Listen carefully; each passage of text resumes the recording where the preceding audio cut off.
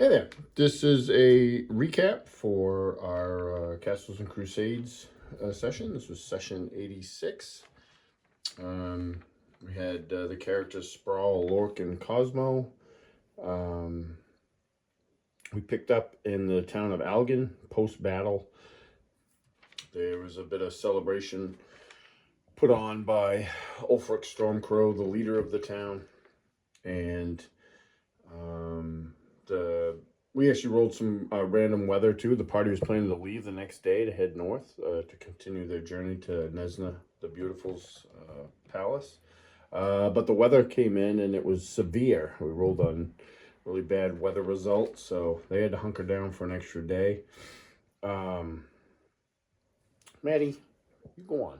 You don't need to be. Ow! Bite me.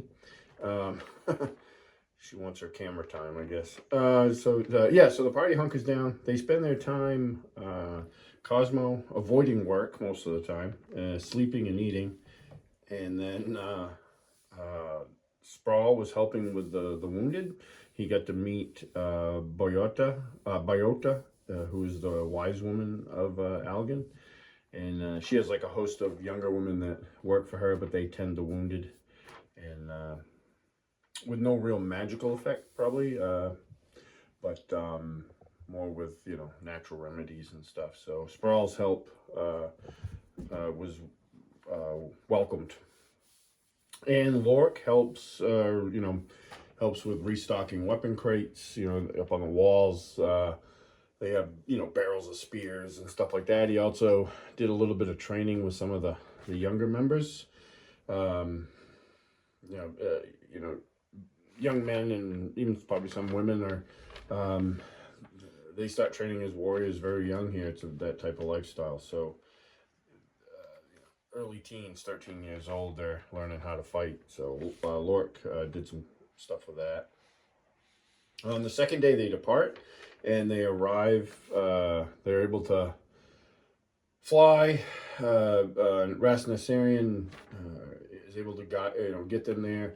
The sky is very clear that day, so they have a very commanding view. They don't see any. One of the things they look for is they don't see any gathered armies, because they had, the last time they went north, they actually had to circumvent a big hobgoblin warband, and they dealt with their scouts and stuff, but they didn't tangle with the main warband because it was in the hundreds. Although at the time, I'm pretty sure Renee wanted to. But they were like, no, we're not doing that. They don't see anything like that. They continue. They fly up into the mountains. Nezna's palace is in the highest part of the God Peak Mountains, which is the biggest range in the continent and the highest range in the continent. And they have to fly up through the clouds, and they can't see, and it's just very descriptive. There's one point where she kind of flies close to a cliff and stuff that suddenly appears, and eventually they emerge, and Nezna's palace is on these floating rocks that are connected by bridges. And to get up to them, you have to take this portal that's at the peak of the mountain, and the portal is guarded by two massive cloud giants. So as they're flying in, though, they're greeted they come out of this one floating rock formation, this airy. This flight of griffins comes in, and they start they don't attack or anything, but Rasnasarian tells the party that they want them to land. Like, they can't just circumvent all the islands and land at her palace, or they're going to be in for a fight. So they land where they in a little bit of a distance away from the two cloud giants that are guarding the portal, and then they go up on foot. Sir Derek joins them, and they're just taking in. This is a beautiful place. They're stopped by the guards, and the guards ask them what they want, and they are seeking audience with Nezna. One of them pulls a cord, which we joked about like it was a cord, but to them it would have been huge. I mean, these giants are 25 feet tall. They're massive, and a bell rings out through the peak. And a short time later, the portal shimmers, and coming out of it is Quellin, who is an aide to Nezna, the Beautiful, and he is an interesting character. He's 7 feet tall, very not nondescript features, but he is um, androgynous, basically. Like he has like glowing white eyes, and they've met him before, and he is a one of the Vati or the Wind Dukes, and they have a little bit of history, not specifically with the Wind Dukes, but with that thing, because they're connected to the Wind Dukes are connected to the Rod of Seven Parts. So he greets them, and these lions too are massive, beautiful, majestic creatures, but they are huge. Um, and he's expecting the party, and is going to guide them to Nezna's. But one of the things that has to happen is Lork has to leave his sword, because his sword is specifically designed to fight and kill giants. So he cannot take that with him. So he has to leave that. And he knows this. He turns it over to Quellin, and Quellin in turn turns it to one of the cloud giant guards. And they enter the portal, and they go into Nezna's palace, which is this beautiful, polished marble affair. And on the walls of the entrance hall they're in, there's all these Venetian masks they're all different, and they're all lavishly decorated. And they talked to Quellin a little bit, and there was a little confusion here with the players, because they had kind of forgotten, I guess, that they had come here to actually ask about the ambassador. And so they asked Quellin about it, if he knows about him, and he does say he knows a little bit, but you should talk to Nezna first, and then I can answer any questions that, she may not answer, but that's not likely. So then the players remembered, we did come here to talk to her about that, so it was kind of funny. So they enter her chamber, and it's, again, this, her chamber is, very large. She's a cloud giant as well. And she was actually inspired by the 5th edition Cloud Giants. And there may be another edition that I'm not sure, but they're called the Smiling Ones. And she's inspired by one of them. And they approach. Her walls are also decorated with the same mask. Her thrones are decorated with those masks. She holds one in her hands. She's very lavishly dressed, and has, gems and jewelry and all that stuff. And she greets them, and they ask a lot of questions of her, actually. And this was, sometimes, you got to be careful when you're a game master not to just give lordoms, but this is information they're actually seeking. So they ask about stuff. They ask about the Horn Lord, and they learn that he is a powerful entity that just kind of shows up and his whole goal is like domination, world domination. And then he's defeated, and he disappears, and about the time everybody forgets about him, he comes back again. So, and Sprawl shows her the paper that he has that they got from the Rock Priest, that has all the pictures that the Rock Priest had drawn of, like, the followers of the Horn Lord. And she is able to identify some of them, and one of them in particular is the woman that's on it. And with some distaste, Nezna tells him that's a woman, a giant, a death giant named Kothka.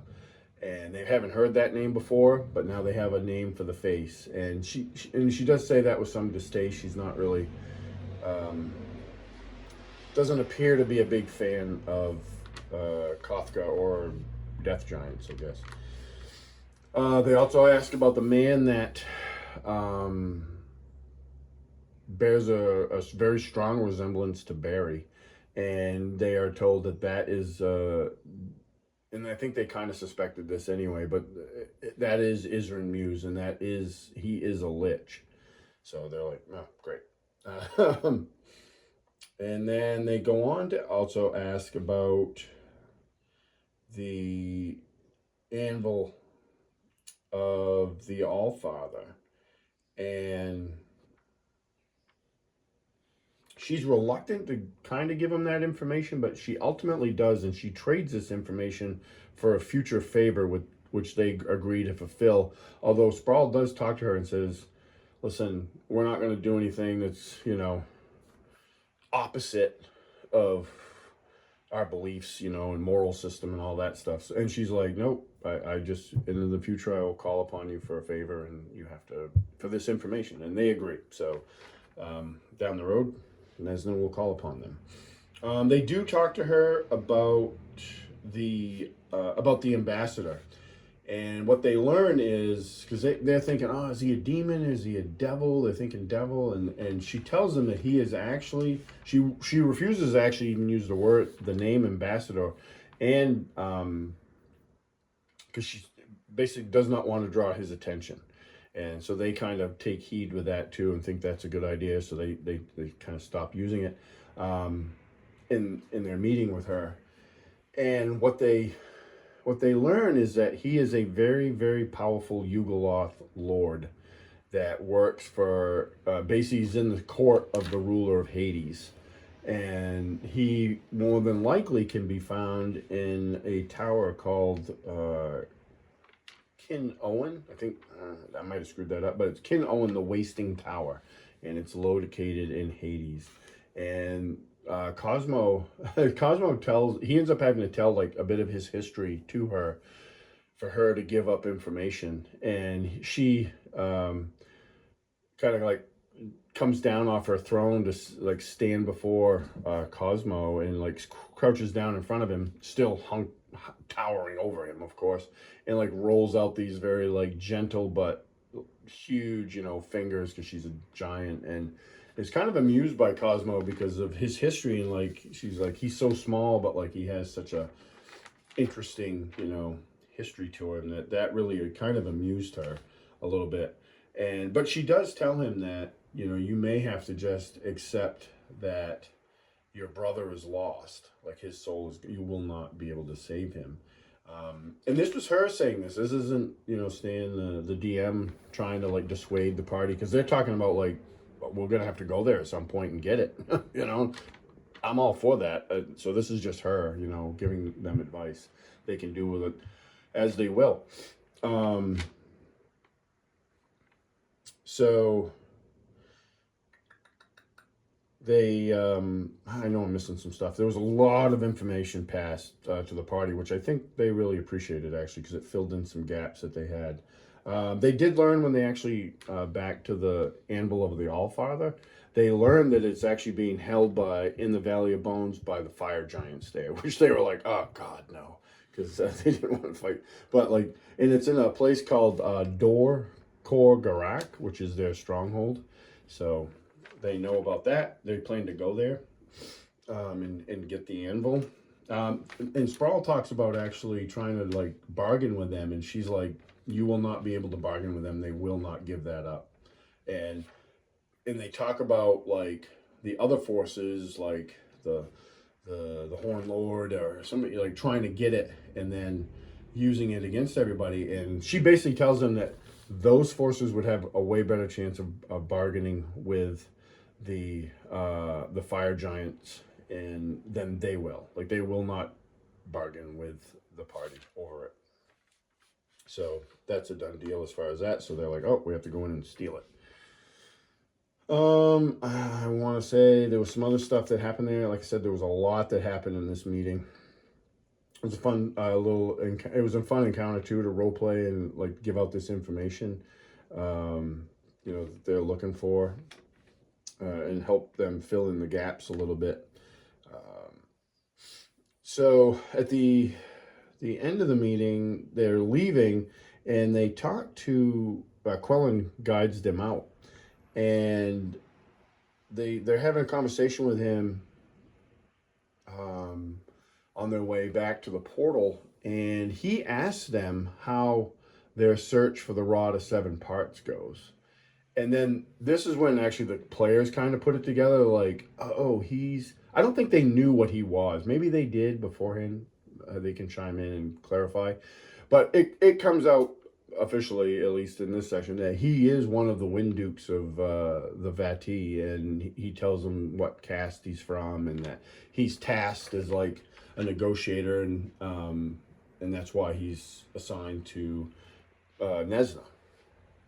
And so they talk to him about the parts, and he tells them that, because they were like kind of resigned to just, okay, we got 2 parts, but like we'll just secure those, which they have, and forget it. Like Sprawl had no interest in looking for the rest of them, because it's just, they put the 2 parts together and bam, immediately demons arrived and dragged Barry off to the abyss, and they're like, nope, we'll just put them aside and then nobody will get them. And what Quellin tells them is that they may want to rethink that, basically because other people could be looking for the rest of the parts, and if they put those parts together, which that could be very powerful. And then they get the idea too, is like they know, like just with the Horn Lord, that they're facing some really powerful opposition, really powerful, and they're like, the rod could probably help us, like it could be a great weapon even in that fight. So they're like, oh, okay. And Quellin tells them that they don't know where the third rod is. They have third pieces. They have the first 2 pieces joined, and Barry has them secured. And they're not sure where the third is, but Quellin tells them like the rod will show you the direction to the next piece.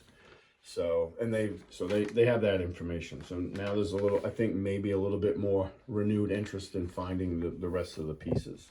Again, this is just information coming out in the game. It's not me trying to guide them in a certain direction. They could turn around and still not do anything with the rod.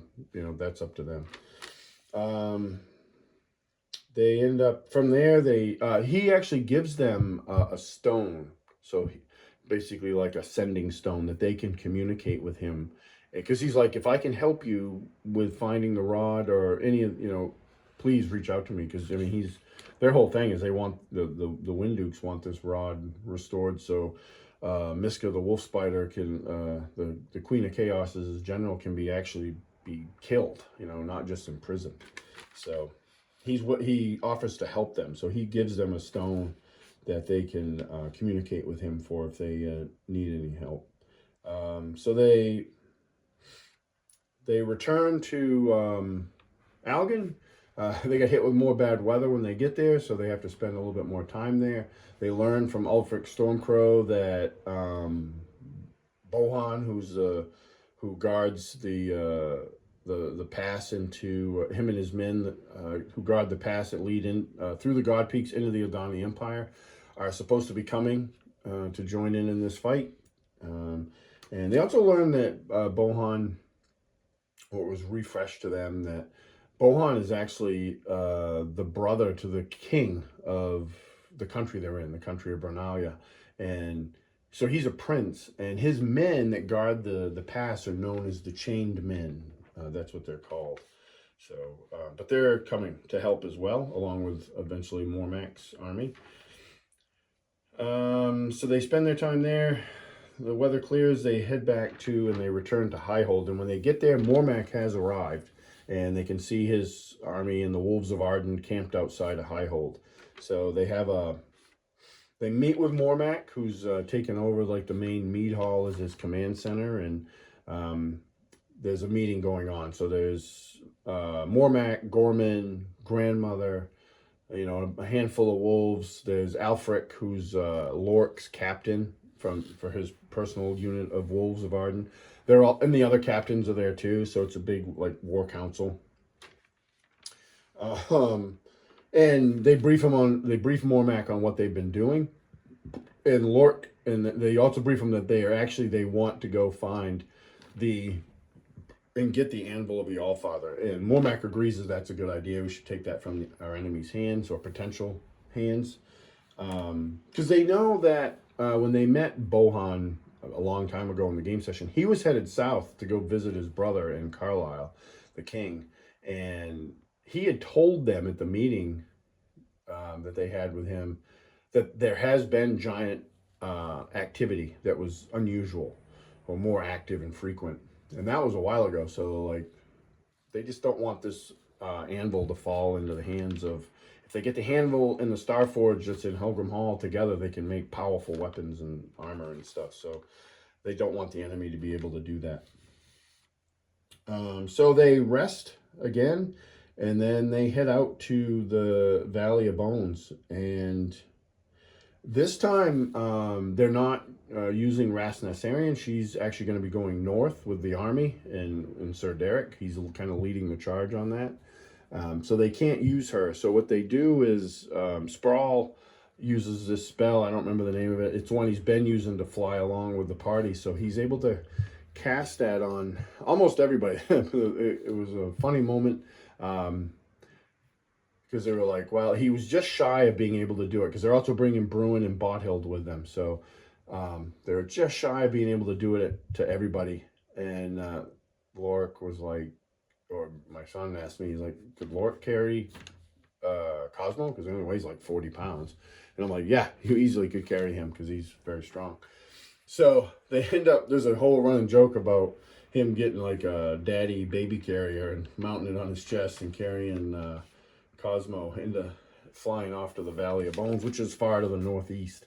So they do that and they fly there. And when they get to the valley, what they see is, it's very interesting, is like this very big, like lush forest at the beginning of the valley. And the mountains that make the valley walls kind of curve backwards like giant stone ribs. And at the far end of the valley, they just see, they can see a mountain, and it's like an active volcano. So there's a section, the forest ends and it becomes like more of a more barren land. But this forest that they have to go through, they're going to go through first because they decided not to fly straight to it. They get down in there and it's just these massive redwood-like trees. Everything is larger here. Like there's waterfalls that run in off the side, the mountains on the sides. It's a very beautiful land, actually. They get down there, the vegetation's all much larger. They see animals like regular animals, but their scale is way bigger.